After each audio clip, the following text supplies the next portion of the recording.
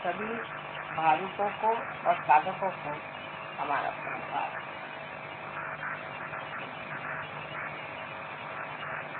इस कलयुग में माँ की इतनी सेवा, इतना प्यार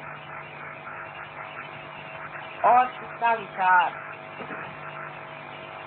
जब मानव हृदय में आ जाता है तो सत्य की शुरुआत होगी। जो परम भाग्य है हमारा भी इस षष्ठी के दिन कलकत्ते में आना हुआ। जैसा कि विधि का लेखा है कि कलकत्ते में षष्ठी जी के दिन आया जाता है। षष्ठी का दिन शाकंभरी देवी का है और उस वक्त सब दूर हरियाली छानी चाहिए। हालांकि यहाँ पर मैंने सुना कि बहुत जोर की बाढ़ आई, लोगों को बड़ी परेशानी हुई, लेकिन देखती हूँ कि हर जगह हरियाली छाई, रास्ते टूट गए थे पर कोई पेड़ टूटा हुआ नजर नहीं। मतलब ये कि इसकी जो कार्य करती है उसके पीछे कोई न कोई निहित एक गुप्त की घटनाएं हैं। कलकत्ता का वातावरण अनेक कारणों से प्रक्षुब्ध है और अशुद्ध भी हो गया। इसे हमें समझ लेना ये बहुत जरूरी है। इसीलिए देवी की अवकृपा हुई है, या कहना चाहिए कि सफाई हुई। कलकत्ते में जहाँ की साक्षात देवी का अवतरण हुआ, उनका स्थान है जो कि सारे विश्व का उदय चक्र यहीं पे बसा हुआ है। ऐसी जगह हम लोगों ने बहुत ही अधार्मिक कार्यों को महत्व दिया और सबसे बड़ा अधार्मिक कार्य तांत्रिकों को मानना है। तांत्रिक तो वास्तविक में माहिर है, क्योंकि सारे तंत्र उसके हाथ में है, उसी ने तंत्र बनाए हैं और वही तंत्र की जानकारी जाती है। पर जो तंत्र के नाम पर दुनिया भर का व्यभिचार, अविचार और आचार करते हैं, उन सभी के लिए मेरा ये कहना है उन्हें ये काम छोड़ देना। सतयुग में ऐसे लोगों पर घोर अत्याचार हो, अन्याय हो, ऐसे लोग बहुत पीड़ित थे। इस कलकत्ते में इतने तांत्रिक लोग हैं और उनसे जितने लोग हैं तो उनसे किस प्रकार कहा जाए कि ये सब गलत चीज है, इसे करने से कभी भी लाभ नहीं होगा, ये दुष्टों की चालना है और यही राक्षस है जो कि बार बार जन्म लेते हैं। इतने बार हनन होने पर भी ये संसार में आ करके और ऐसे दुष्ट कर्म करते हैं, और वो भी परमात्मा के हाथ, देवी के हाथ। इस मामले में जो हमारी धारणाएं हैं उसे दुरुस्त करना, क्योंकि सहयोग जो है वो सत्य पे खड़ा है, असत्य पे नहीं। और जो सत्य है वो हमें आपको बताना ही है। जब आप ज्वाला की ओर दौड़ रहे हैं, अपने को भस्म कर रहे हैं, तो हमें साफ शब्दों में आपको बताना है कि ये गलत काम है, इधर नहीं जाना। और इसीलिए मैं बड़ी व्यग्र हो जाती हूँ और सोचती हूँ कि किस तरह से समझाया जाए कि इन लोगों की शादी की भूमि को अगर आपको वाकई में उठाना है तो जरूरी है कि पहले इन लोगों की ओर में। ऐसा लगता है कि त्राही होकर के लोग सोचते हैं कि यही कुछ लोग फायदा करते हैं, लेकिन इस फायदे कहीं अधिक ज्यादा आपका नुकसान करते हैं। इनको तो जहर समझ करके दूर रखना है। जब तक आप ये कार्य यहाँ पर जोरों में शुरू नहीं करेगा और एक एक का भांडा नहीं छोड़ेगा, तब तक ये भूमि शापित रहेगी। मैं इस भूमि पर अनेक बार आई हूँ लेकिन इस क्षण में जब मैं आई तो देखती हूँ कि धीरे धीरे ये भूमि नष्ट हो जाए। इतनी बड़ी ऊंची साधना प्राप्त की हुई ये भूमि, जहाँ की गंगा भी बह करके साकर पे जा करके, और इन्होंने भगीरथ के प्रयत्न से उनके इतने पूर्वजों को शाप विमुक्त किया, इस भूमि की धूलि को ले जा करके वो ये कार्य कर सके।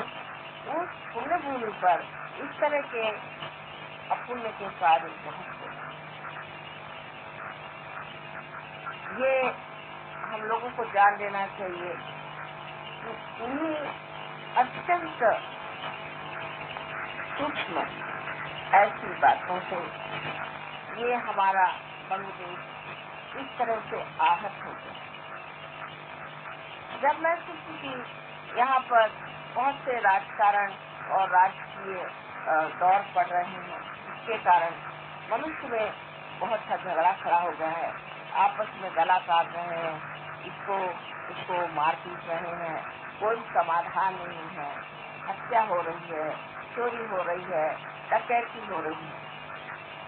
तो आप इसे बाह्य से देखते हैं, इसका मूल कारण ये शांति, ये श्मशान विद्या, प्रेत विद्या आदि अत्यंत हानिकारक विद्या से अपने को बहुत होशियार समझते हैं और सबको बेवकूफ बना करके, उल्लू बना करके, उनसे रुपया पैसा ले करके उनमें ये दुष्ट बाधाएं डाल देते। उस बाधा के कारण मनुष्य एक संभ्रांत स्थिति में पड़ जाता है और उस स्थिति से वो उलझता हुआ पूर्णतया भ्रांति में हो जाता है।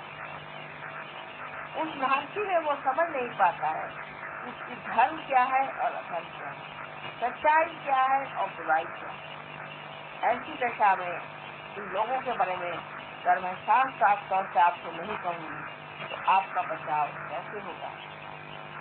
बहुत से लोग मुझे सलाह देते हैं कि माँ आपको इतना साफ कहना नहीं चाहिए, लेकिन अगर माँ नहीं कहेगी तो कौन आपको बताए।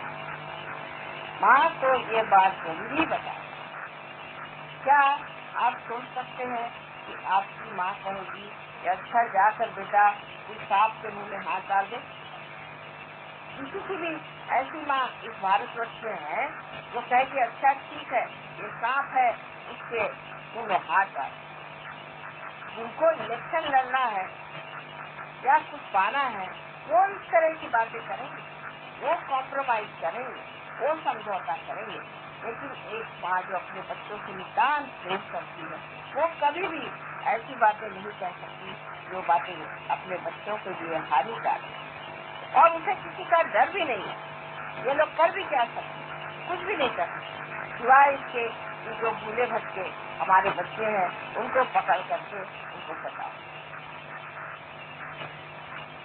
उसी प्रकार अनेक दुष्ट गुरु लोगों ने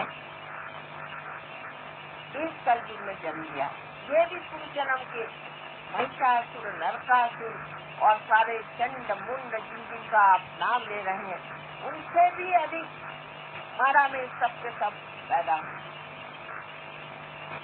इनमें से 16 महामुख्य राक्षस लोग इस संसार में आए। रावण का भी आगमन हो चुका, सारे ही लोग स्टेज पर आते। अब इनको मारा कैसा जाए, इनका कतल काल तो आ गया लेकिन मारा कैसा जाए।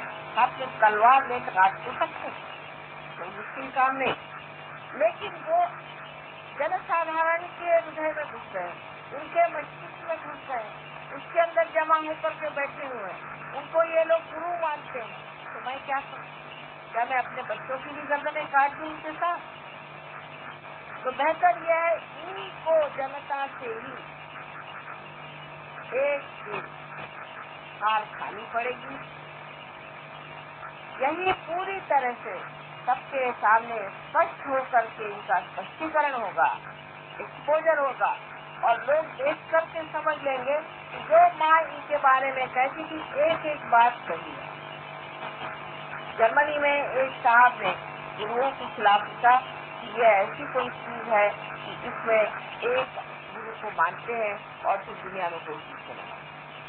वो आधे अधूरे लोग हैं, वो नहीं जानते कि हमारे देश में अनेक वर्षों से, अनंत काल से गुरुओं के बारे में बताया गया है कि एक तो होते हैं सदगुरु, जो कि आपको परमात्मा से मिला। सदगुरु वही जो साहिब मिले, वो आपको परमात्मा से मिलाता है, वो सदगुरु। फिर गुरु जो कि परमात्मा के बारे में बातचीत करके आपसे धर्म सिखाता है। फिर अगुरु, इनमें गुरुत्व नहीं है, जो आत्म साक्षात्कारी भी नहीं है, तो भी वो अपने को गुरु समझ करके और लोगों को बातें बताते हैं और पैसा भी देते होंगे। जैसे हमारे पादरी साहब हैं, समझ लीजिए, या पोप साहब हैं, ये लोग अगुरु, इनमें कोई भी किसी कुंडलिनी जागरूक नहीं है, इनमें कोई विशेषता नहीं है और धर्म के नाम से चलता है। ऐसे अपने देश में बहुत से लोग हैं, अधिकतर अपने सारे शंकराचार्य हैं। एक शंकराचार्य कांची के जो पुराने छोड़ करके सब शंकराचार्य बिल्कुल अगुरु है।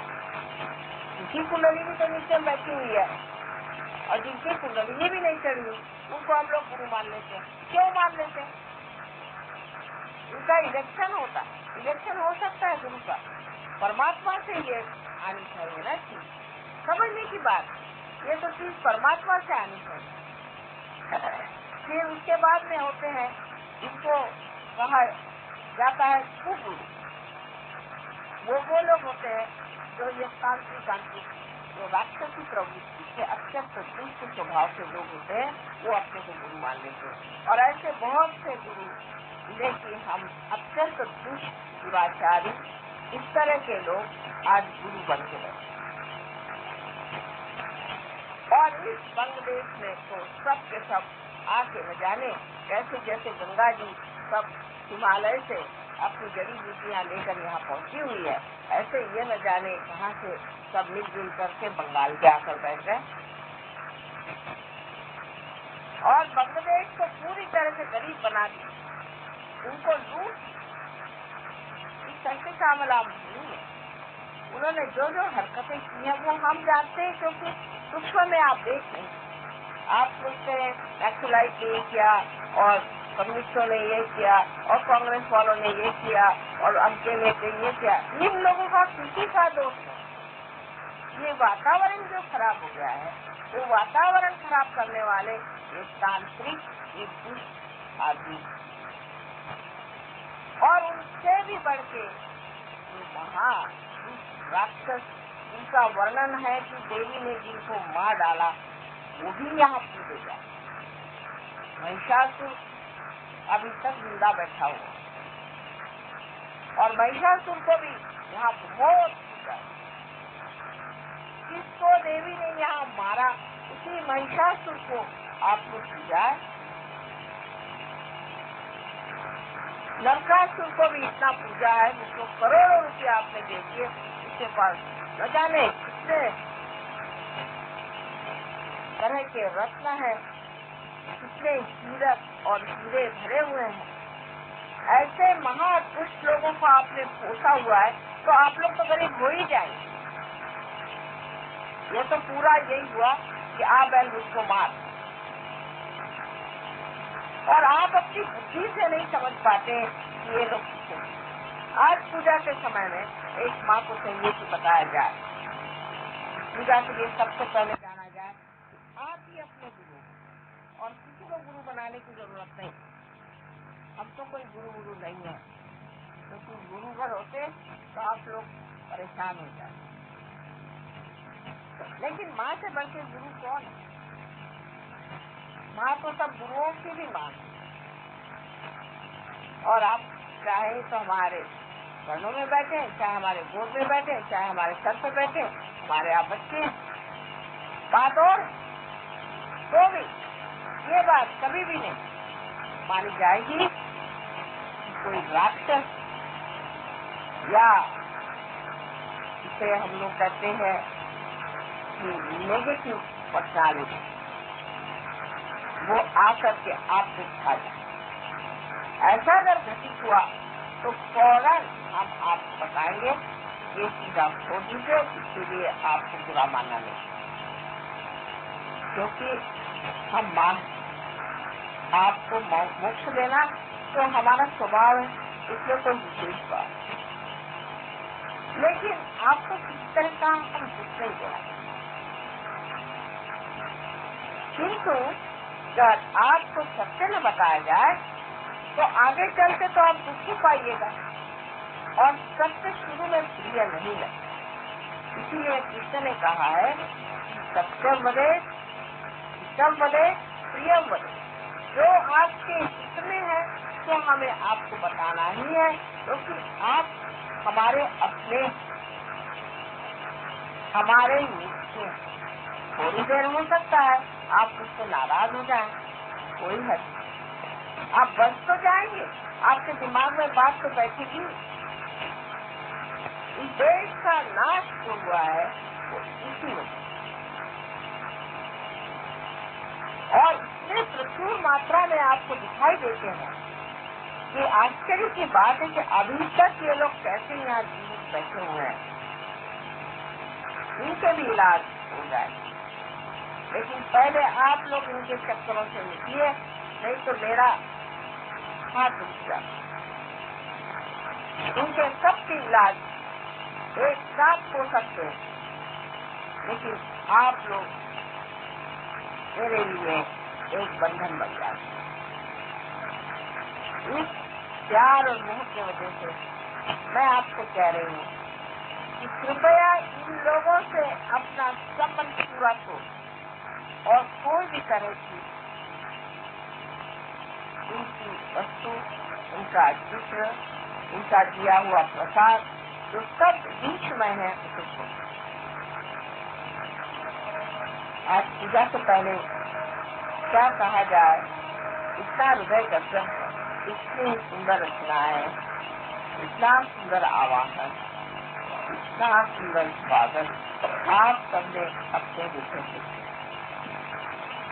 हृदय एकदम प्रसन्न। सब कहते हैं कि माँ प्रसन्न है, लेकिन न जाने क्यों आंखों में इतने आंसू भर आए हैं और गला भी भर आता है। सोच के कितने मेरे प्यारे बच्चे यहाँ रहे, आपकी सारी विपदा सब आपकी सब तकलीफें बिल्कुल मिट सकती है, क्योंकि परमात्मा जो है सर्वशक्तिमान, उनसे शक्तिशाली कोई नहीं,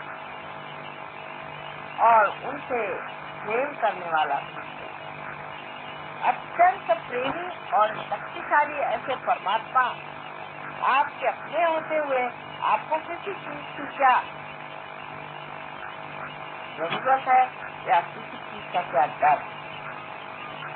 बस एक ही बात से हार जाते हैं, आपको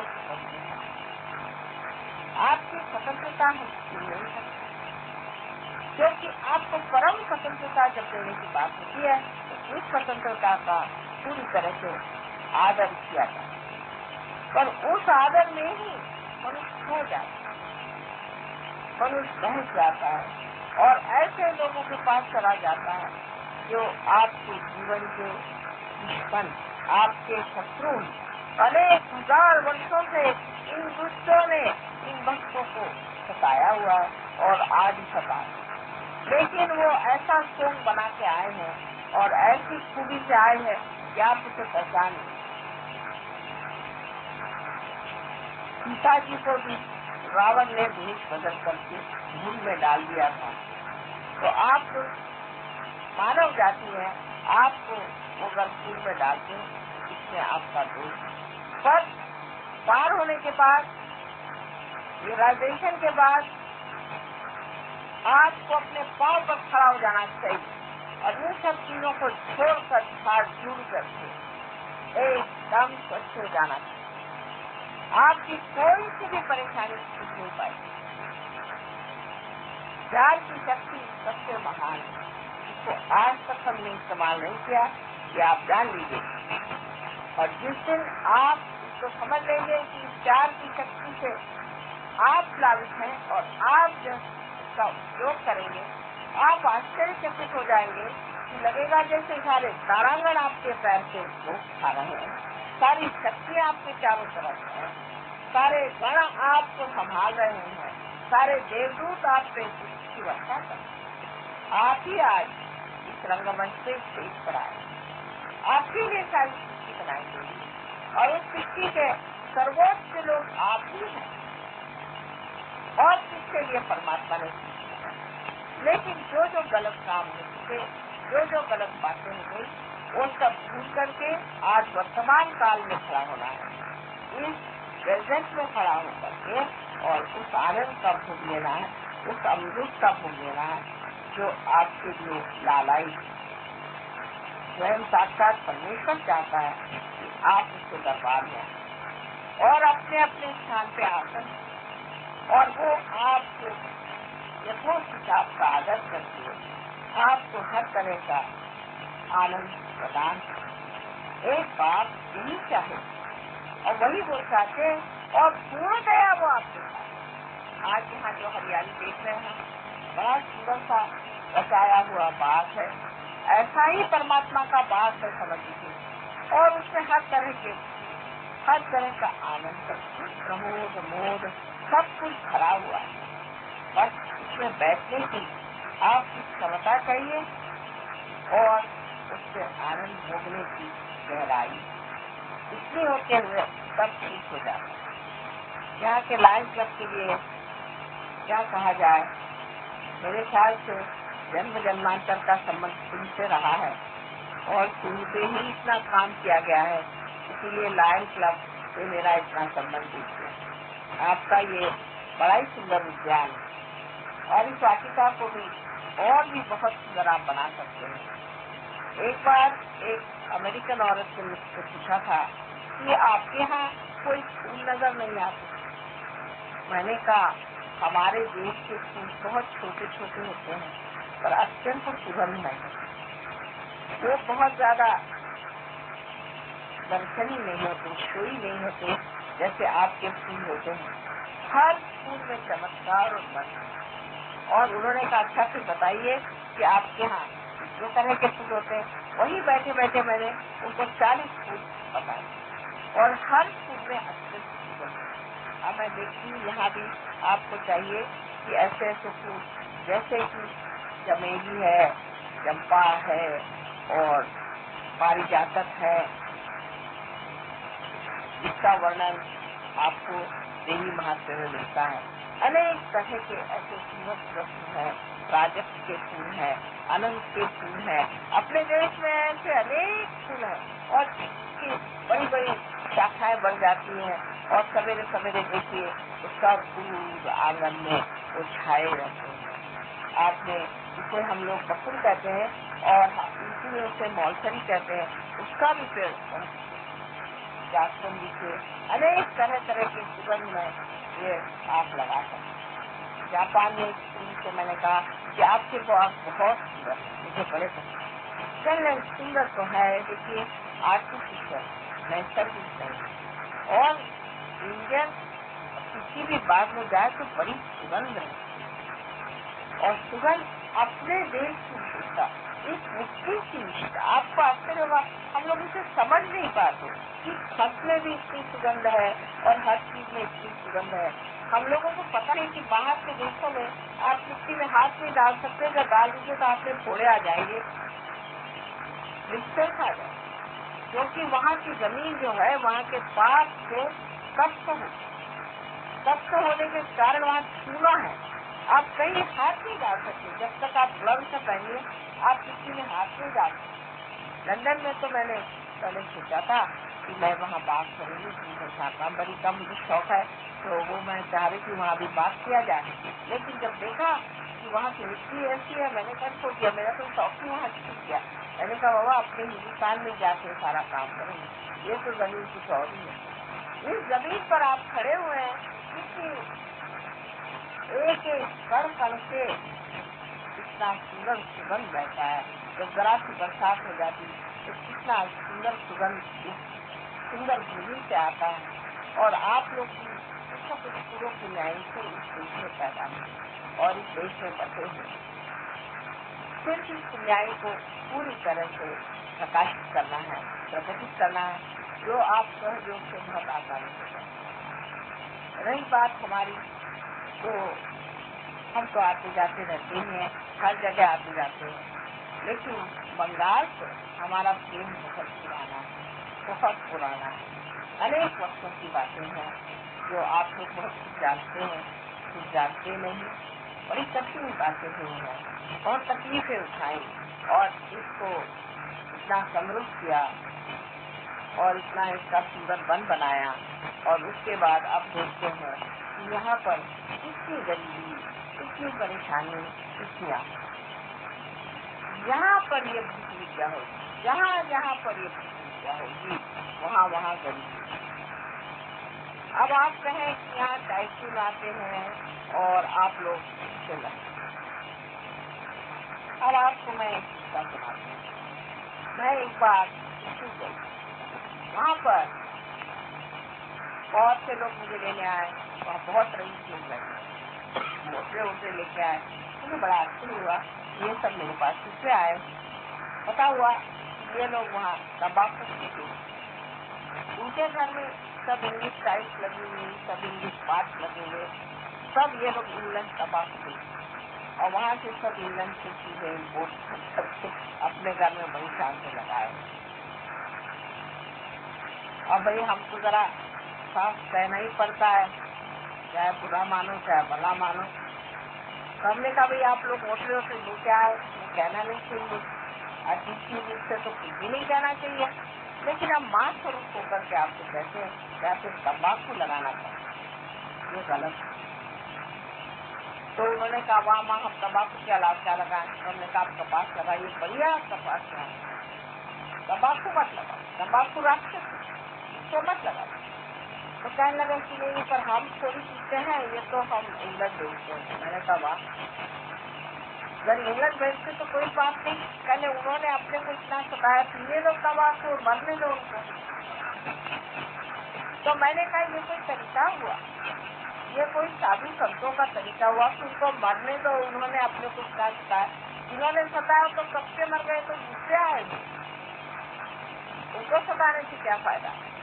लेकिन वो किसी तरह से नहीं माने। लेकिन जब मैंने कहा कि नहीं इसको बंद करना पड़ेगा, ये ठीक नहीं, तो वो लोग बहुत नाराज हो गए। उसके बाद हम इधर उधर देखने गए तो देखा कि बड़ी गरीबी, एक तरफ बहुत अमीर लोग और एक तरफ बहुत ही गरीब, बंगाल की पेड़ पे नहीं। कहने ये लोग हैं, ये बड़ी पेड़ विद्या करते हैं, किसान विद्या करते हैं, ऐसा करते हैं, वैसा करते हैं, इसी से पैसा करते हैं। मैंने कहा पैसा क्या कमाते हो, तो पेड़ पे रहते हैं, उसकी हालत हुई है। उसके बाद मैंने उससे एक बात पूछा, देखिए आप समुद्र के किनारे बैठे हैं, समझ के लिए समुद्र आपका पिता, और जो पिता है वो अत्यंत पवित्र है, उसके किनारे बैठ करके आप ये गड़बड़ काम मत करिए, कभी बिगड़ गया तो आप सबका समझना।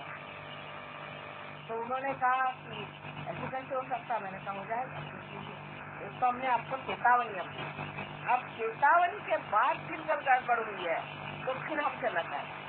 इसी साल वहाँ पर एक बहुत बड़ा टाइफून का नाना आया और वो सबको लटका दिया, सब लोग पेड़ पे लटक गए, हजारों लोग।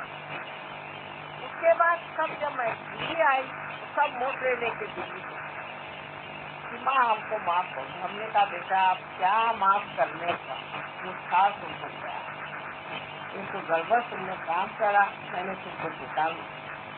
यही मैं कह रही हूँ, चेतावनी आ रही है आप, ये गलत लोगों को यहाँ से हटाइए। वहाँ के जो गरीब लोग ये करते थे, प्रेत विद्या, श्मशान विद्या आदि, वो सब के सब पेड़ में लटके हुए नजर आए।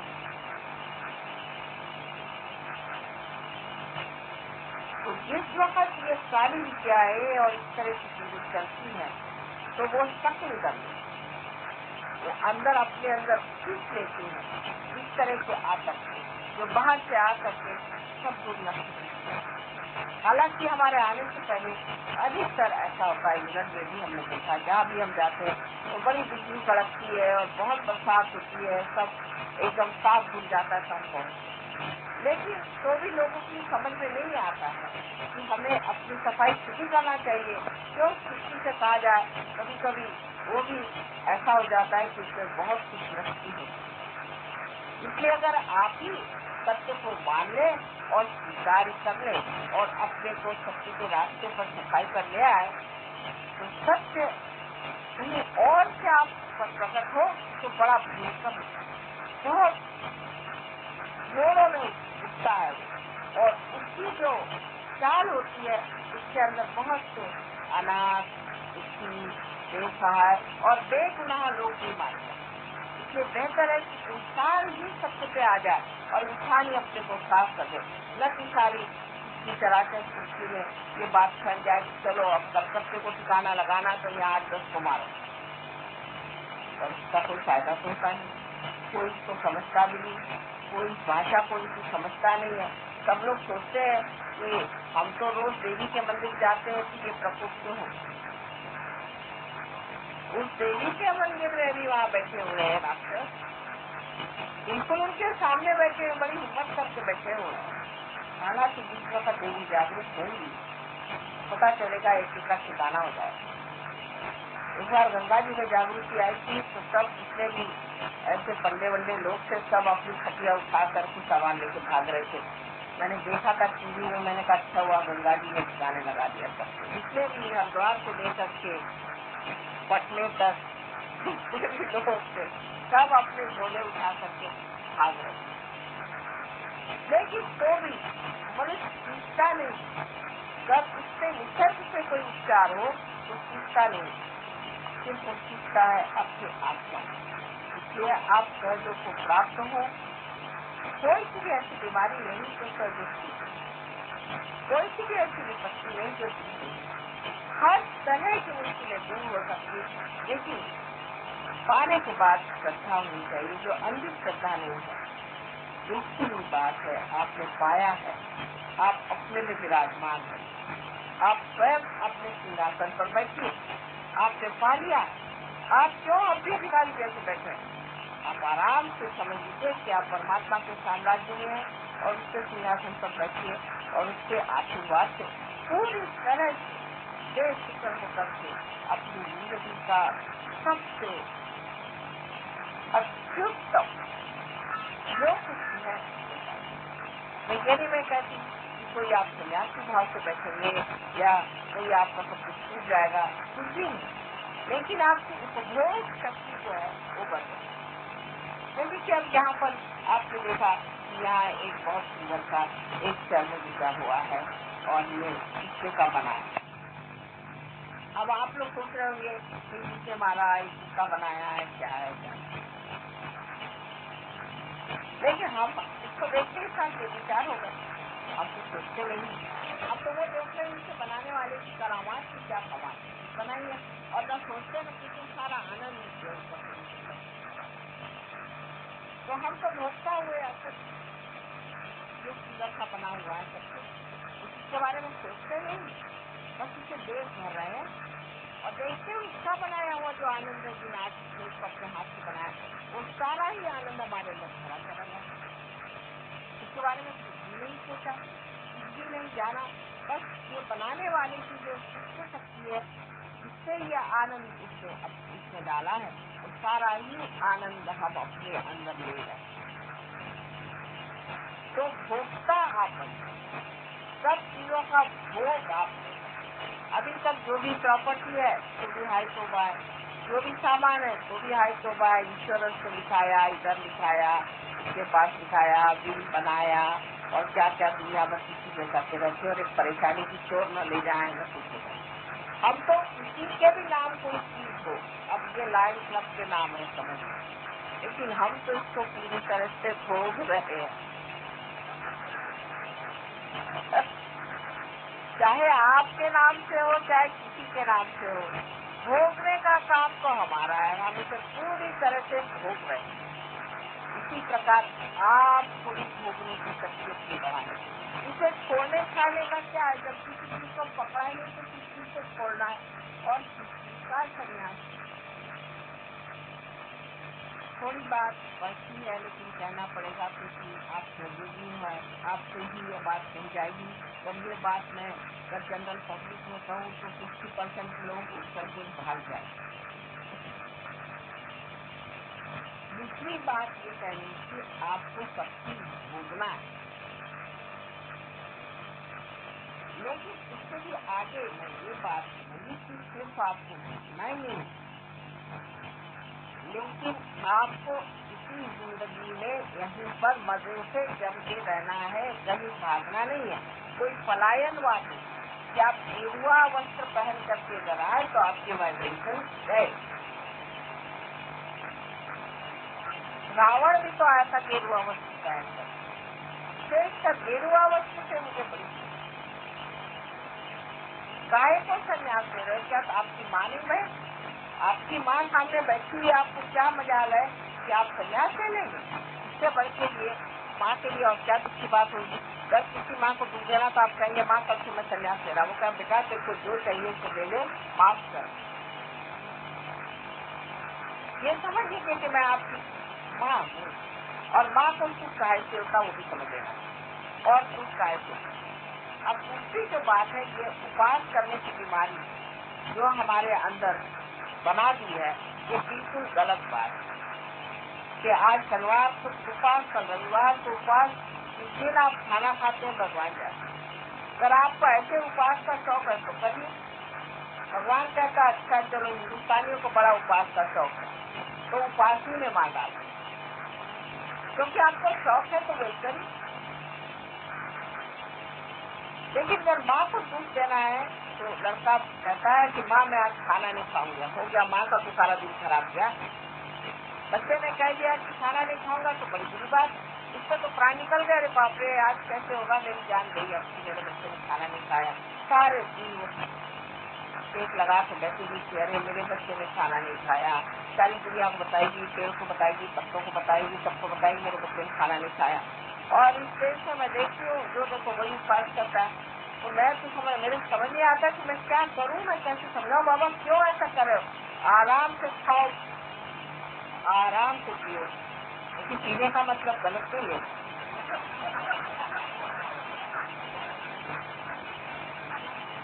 जो चेतना के विरोध में बात जाती है बोले, ये सब इसलिए बनाया गया है कि आपको भूखे रहो और जो पैसा बचे उसको बेचिए। उपास सहयोग में बना है, ऐसा ठीक है, आपका मन है आपकी तंदुरुस्ती के लिए कभी खाना नहीं खाना नहीं खाओ और कभी खाना खाना है तो खाओ।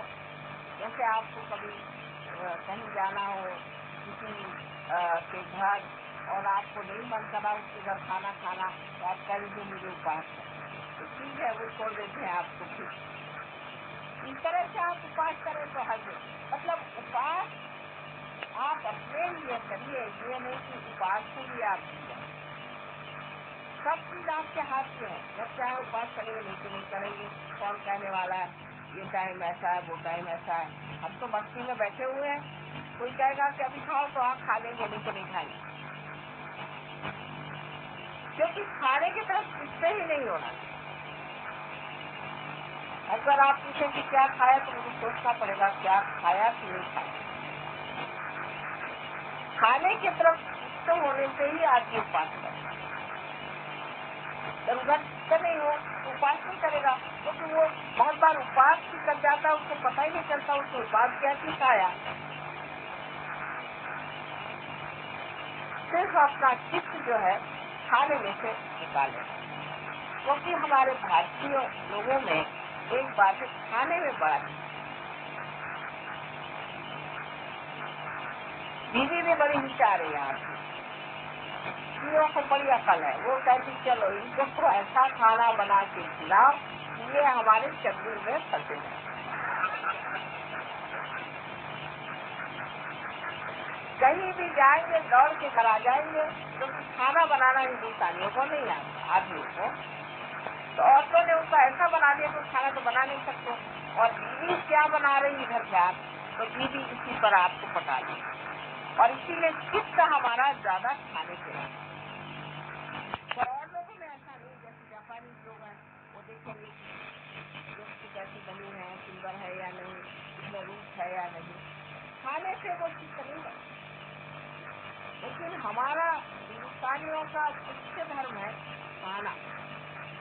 कौन सा खाना बना है आज घर में, या किसी ने कहा भाई मेरे घर भी अच्छा खाना बनता, तो कौन से वहाँ सारी मंडली गाँव भर को पता हो जाता है कि आज कहीं खाना बन रहा है, सब मंडली का हम देखा है। और खाने की वजह से प्यार भी और से बहुत ज्यादा है। ऐसी हमारी ग्रैंड डॉटर से कि मैंने पूछा कि तुम क्या करना चाहती, तो वो मुझसे कह रहे मैं एयर होस्टेस होना चाहती हूँ और या तो मैं नर्स होना चाहती हूँ। मैंने कहा क्यों? कहने नानी इन दो प्रोफेशन में ऐसा होता है कि आप लोगों को खाना दें, तो औरतों को बड़ा शौक है, ये कमाल है और कहीं नहीं है। आप लंदन में जाइएगा तो 3 दिन में आपका आधा वजन हो जाएगा, वहाँ तो सब बॉय की औरतें खाना दें। तो हिंदुस्तान की औरतों में ये भी स्थिति है कि वो उसको बड़ा शौक है ये बना के खिलाए। मेरे साथ बड़ा अत्याचार होता है, वहाँ मैं आपके लिए स्पेशली बना के लाई रबड़ी, मैं रबड़ी खाती नहीं बाबा। तो खाने पीने में हमारा जो है उसमें भी एक सुंदरता है, लेकिन मैं कह ये रही हूँ कि उससे चिट्ठी हटा दो, हटा दो तो आदमी उस दुष्ट में उतर सकता है। जैसे कि सब्जी को देख श्री राम ने अपनी शौक उसकी जो पता थी वो श्री राम ने कैसे पकड़ी, क्योंकि उसके अंदर उन्होंने उसका प्यार, उसकी एकांतता, उसका आदर, उसका विचार सब देख करके इतने शौक से था। यही बात हमारे अंदर कर आ जाए कि हम खाने की ओर चले दे करके और उसके पीछे जो भावना है उसकी ओर ध्यान दे तो हम सहयोगी हो गए।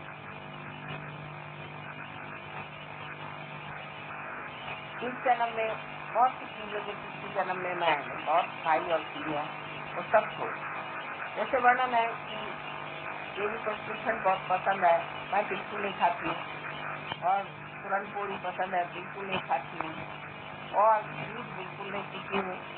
सब चीजें जो होती थी सबको जो तू जन्म में कर दिया, अभी जन्म में क्या खाना, अभी जन्म में भूतों से खाने के लिए कि मेरे पास पेट में जगह ही नहीं रहती और कुछ खाने। आप लोगों से मिलकर बहुत आनंद हुआ, उससे बहुत दूसरे हुए, मेरे सब कुछ मिल जाए। इस कलकत्ता में एक बार जागृति आ जाएगी तो आप देखेंगे यहीं पर सब अत्यंत सुंदर हो सकती और वो होनी चाहिए। परमात्मा लालायित है आपको आशीर्वादित करने के लिए, सिर्फ आप इसे झेल सके इसलिए। तो मेरी कोई बात का बुरा नहीं माना, जो बात मैं कह रही हूँ वो सत्य है, वही है, इसको स्वीकार करना। सबको मेरा अनंत आशीर्वाद।